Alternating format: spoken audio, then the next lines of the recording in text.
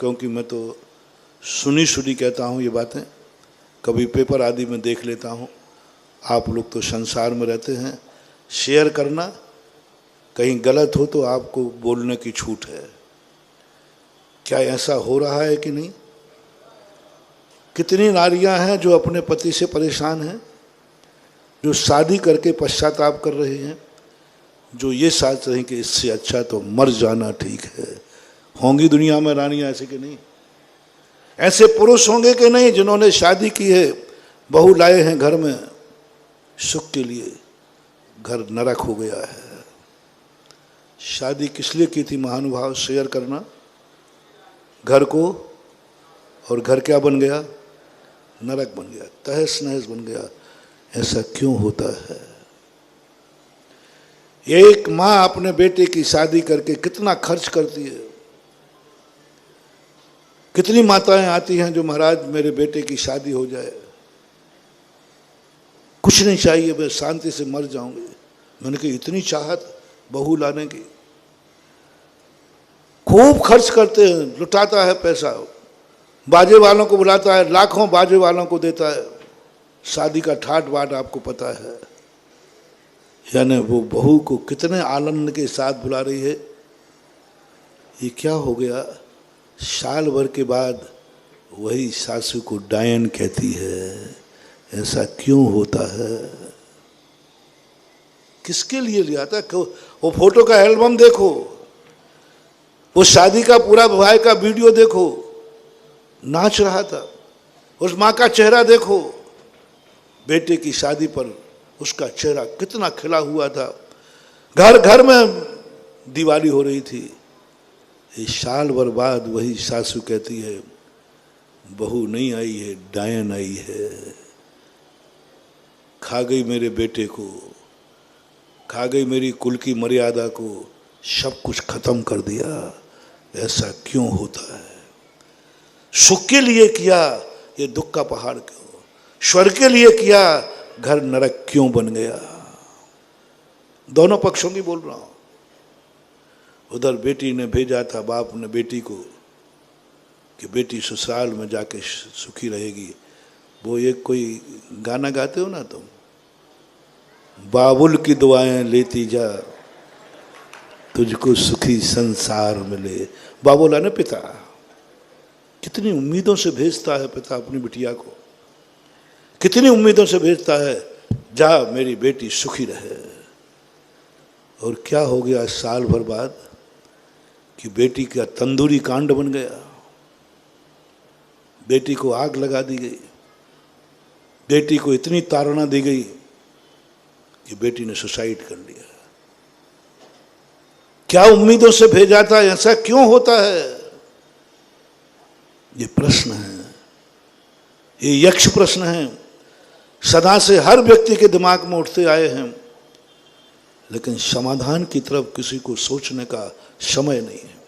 प्रश्न उठाने का तो समय है।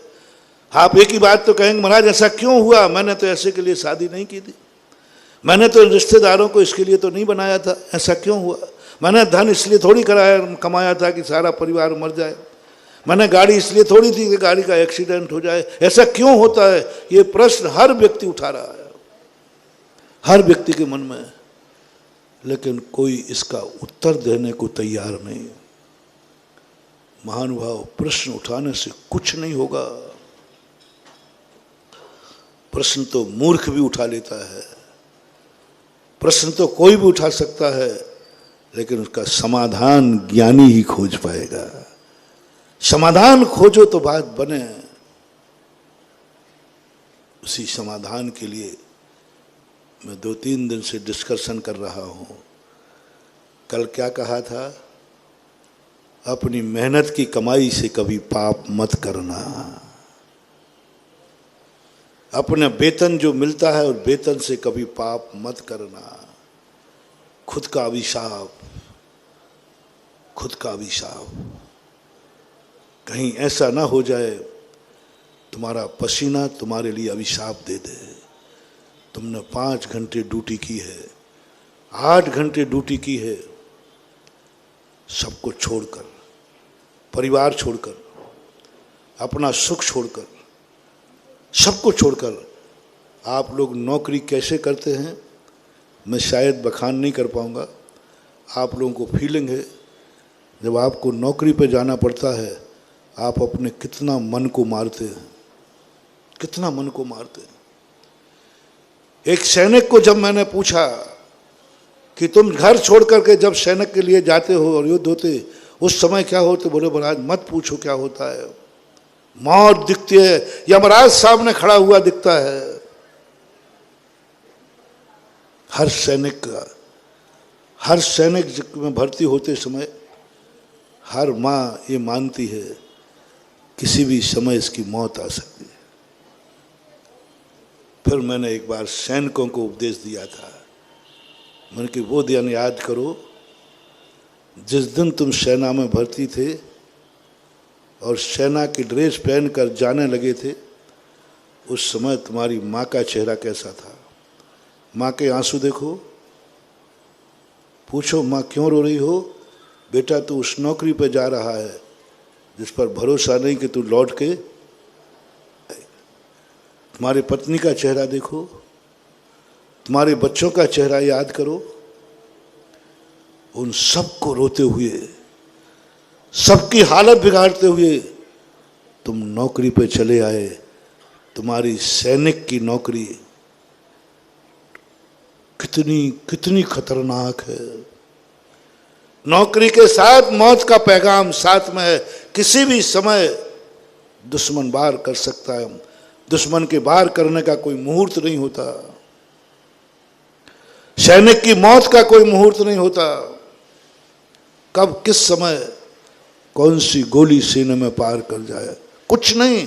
एक क्षण लगना है, एक क्षण जिंदगी मिटने में क्षण लगना। वो तुम्हारी, उसके बावजूद तुम आ गए। माँ का प्यार ठुकरा कर, पत्नी का प्यार ठुकरा कर, बच्चों का प्यार ठुकरा कर चले आए। क्या करें महाराज, राष्ट्र का ही सवाल नहीं है। 90% लोग नौकर परहित के लिए नहीं बनते हैं, स्वयं के स्वार्थ के लिए बनते हैं। ये पंचम काल है। मैंने सैनिकों से पूछा कि मैंने राष्ट्र की सेवा के लिए बने हो, राष्ट्र की सेवा तो कर रहे हो, लेकिन सैनिक बनना ही तुम्हारी क्या थी, शौक या मजबूरी? शेयर करना। मैंने पूछा उनसे, आप शौक से बने हैं या राष्ट्र की सेवा का भाव से बने हैं, या आपकी मजबूरी थी, पेट की आग बुझाने के लिए बने हैं, दूसरी कोई नौकरी थी नहीं? जवाब मांगा मैंने संवाद किया उनसे, किस लिए बताओ? तुम्हें बहुत सारी नौकरी रखी थी, बहुत सारा व्यापार तुम्हारे सामने था, बहुत सारा व्यापार तुम्हारे सामने था।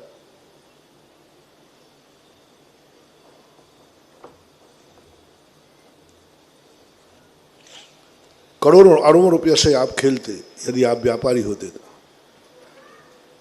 करोड़ों अरबों रुपया से खेलते, आप बहुत बड़े आईएएस ऑफिसर बनते, बहुत कुछ कर, लेकिन सबको ठुकरा करके मैंने सैनिक पद अपनाया है क्योंकि मुझे राष्ट्र की सेवा करना। मैंने सबसे पूछा, किसी ने हाथ नहीं उठाया। मैंने कहा दूसरा पॉइंट, आपको शौक था कि मैं नौकरी करूंगा तो सैनिक की करूंगा, शौक है।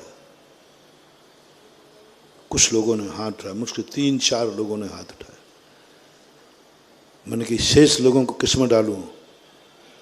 मजबूरी थी, कमाई कर नहीं सकता था, दूसरी नौकरी की कोई संभावना नहीं थी, इसलिए मैंने सैनिक बनने का मन बनाया। अब देश की सेवा कर रहे हो, करोगे, मैं उनको बेईमान नहीं कह रहा हूं, करेंगे, वो सेवा करें, करते ही हैं, कर रहे हैं, लेकिन आपका इंटेंशन क्या है? मजबूरी में देश की सेवा कर रहे हो। मैं तुम्हारे सैनिक की बात नहीं कर रहा हूं।